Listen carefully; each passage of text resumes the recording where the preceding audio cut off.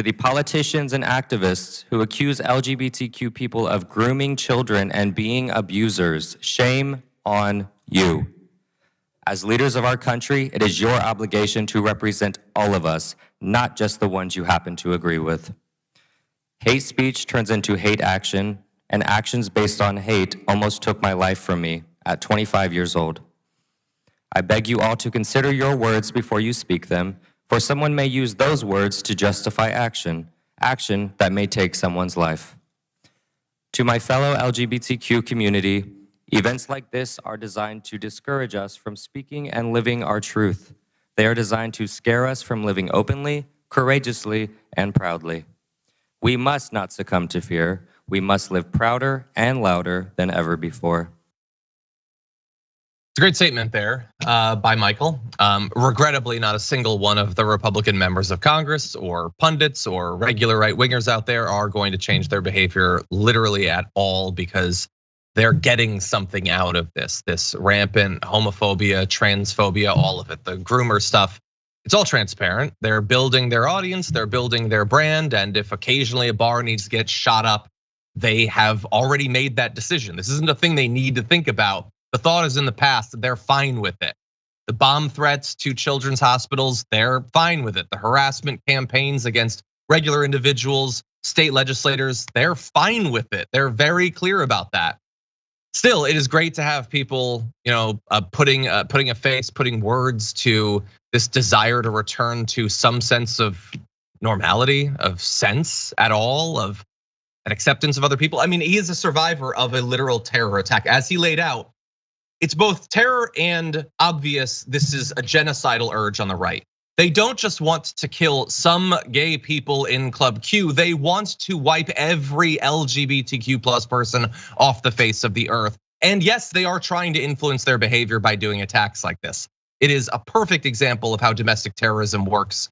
And again, recall, in the wake of it, we barely even got the normal thoughts and prayers.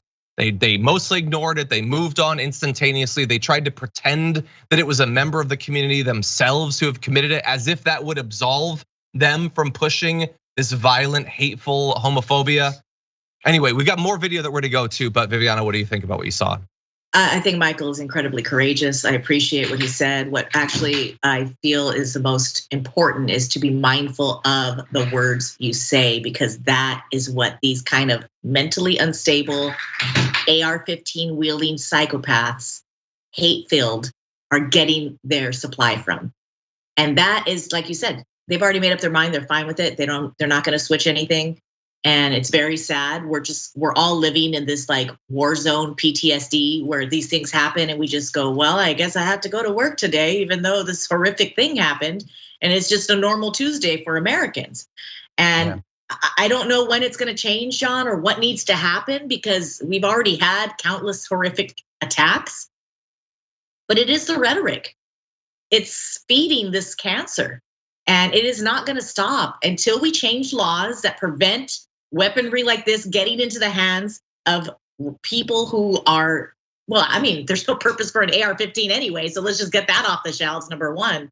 But we really need to be able to be mindful not only of the words that these hate rhetoric is coming out of some of these politicians, but be mindful of who's getting weapons. It's just dangerous. And why do you need this sort of a weapon to own? The amount of damage it does. I mean, this young man, homophobia is rampant. It really is. We see a lot of phobias rampant right now. We have anti-Semitic stuff going on. We've got racism. We've got homophobia. The young kids are seeing it on different channels. I'm not for censorship and talking about TikTok and whatnot, but it's being fed to everybody. And I think the most important thing he said to me is be mindful of our words. Yeah. Regrettably, I think they are being mindful of their words. They're crafting the message that they think will accomplish their goals for them.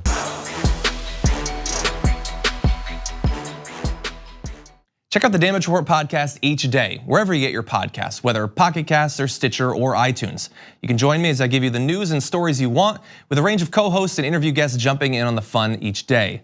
Again, that's the Damage Report, wherever you get your podcasts. And if you get them at iTunes, don't forget to rate and review. Sometimes I'll read them live on the show.